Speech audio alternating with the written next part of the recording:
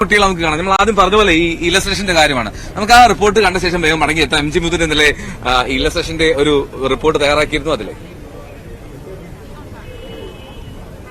സംസ്ഥാന സ്കൂൾ കലോത്സവ വേദിയിലെ പതാക ഉയർത്തിയ ഈയിടത്ത് ഇല്ലുസ്ട്രേഷൻ കൊണ്ട് സമ്പന്നമാണ്. അതൊരുക്കിയത് അതായത് ഈ നമ്മുടെ പ്രധാനപ്പെട്ട 44 വ്യക്തിത്വങ്ങളെയാണ്, അതും ഈ 24 മൺകുടങ്ങളിൽ വരച്ചു തീർത്തിരിക്കുന്നു എന്നുള്ളതാണ് ഏറ്റവും ശ്രദ്ധേയമായിട്ടുള്ള കാര്യം. അതിലെ ശില്പി, അതിന് പിന്നിലെ പ്രവർത്തിച്ച ആ കലാകാരനെ നമുക്കൊന്ന് പരിചയപ്പെടേണ്ടതായിട്ടുണ്ട്.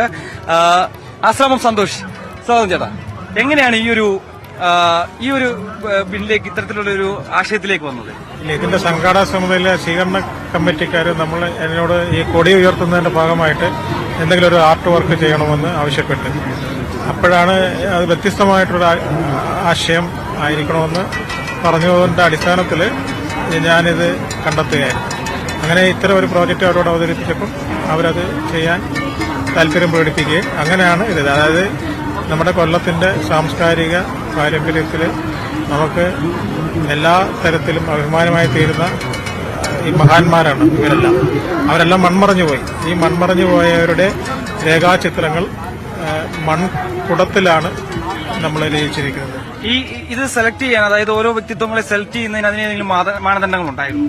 ഇത് നമ്മുടെ നാട്ടിൽ ധാരാളം സാഹിത്യ സാംസ്കാരിക കലാരംഗത്തും പ്രവർത്തിക്കുന്ന മഹാന്മാരുണ്ട്. അപ്പൊ എല്ലാരെയും നമുക്കിതിനകത്ത് ഉൾപ്പെടുത്താൻ സാധിച്ചിട്ടില്ല.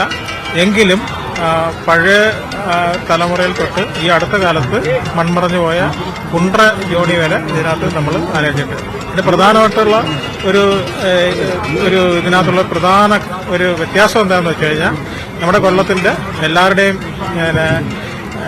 ഒരു ആരാധന കഥാപാത്രമായിട്ടുള്ള ദേവിച്ചായൻ, കാക്കനാടൻ, ആ കാക്കനാടൻ ഫാമിലിയിലെ 3 പേരുടെ ചിത്രങ്ങൾ ഇതിനകത്തുണ്ട്. തീർച്ചയായും അതിലേക്ക് തന്നെയാണ്. ആ ചിത്രത്തിലേക്ക് വരുമ്പോൾ തന്നെ നമുക്ക് ചേച്ചി ഒന്ന് പരിചയപ്പെടേണ്ടതായിട്ടുണ്ട്. ചേച്ചിയുടെ പേര് രാധ, മകളാണ്. അപ്പോ 3 പേര്, ഒരു ഫാമിലിയിലുള്ള 3 പേരുടെ ചിത്രങ്ങൾ ഇവിടെ ആലേഖനം ചെയ്തിട്ടുണ്ട്. എങ്ങനെയാണ്? വളരെ സന്തോഷമുണ്ട്. കൊല്ലത്തിന് മറക്കാൻ പറ്റാത്ത ആൾക്കാരാണ് ശ്രീ സന്തോഷ്. അത് നമ്മുടെ ഫാമിലിയായിട്ട് അടുപ്പമുണ്ട്. ഇത്രയും ഓർത്ത് എല്ലാവരെയും ഉൾപ്പെടുത്തിയതിൽ ഭയങ്കര സന്തോഷമുണ്ട്. അച്ഛനുണ്ട്, കാക്കനാടനുണ്ട്, അച്ഛന്റെ അനിയൻ രാജൻ കാക്കനാടനുണ്ട്, കൂടാതെ എന്റെ ഹസ്ബൻഡിന്റെ അച്ഛൻ വൈക്കം ചന്ദ്രശേഖരൻ നായരുണ്ട് ഇവിടെ. അപ്പൊ തന്നെ ഇതിൽ നേരത്തെ ഈ ഒരു ആലോചന വന്നപ്പോൾ നേരത്തെ അറിയിച്ചിരുന്നു ഇങ്ങനെ ഒരു സംഭവം ചെയ്യാൻ പോകുന്നു? സർപ്രൈസ് ആയിരുന്നു? സർപ്രൈസ് ആയിരുന്നു. ഇവിടെ വന്ന് കണ്ടപ്പോഴാണ് സർപ്രൈസ് ആയത്. ഭയങ്കര സന്തോഷമായി. തീർച്ചയായും. എന്തായാലും മറ്റൊരു കലാകാരി കൂടിയുണ്ട്. അതിൽ ചെറിയ ചിത്രങ്ങൾ വരച്ച് ചേർത്ത, അതായത് ഈ മൺകുടത്തിൽ വരച്ച് ചേർത്ത ഒരു കലാകാരി കൂടിയുണ്ട്. മോളുടെ പേരെന്താണ്? ഗോപിക കണ്ണൻ. ഇത് എങ്ങനെയാ സമീപിക്കുന്നത്? അതായത് മോളിലേക്ക് എങ്ങനെയാ ഇത് വരുന്നത്? ഞാൻ സാറ് പറഞ്ഞിട്ടാ ഇത് ചെയ്യാൻ തുടങ്ങിയത്. അപ്പൊ 16 കുടങ്ങളാണ് എന്റെ ഇത് തന്നത്.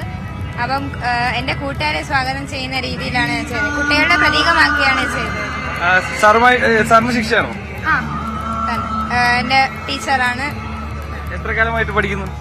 ഇപ്പൊ ഇല്ല, മുമ്പ് കൊച്ചിയിലായിരുന്നു. ഇപ്പം ഇൻസ്ട്രക്ഷൻസ് ഒക്കെ തരും.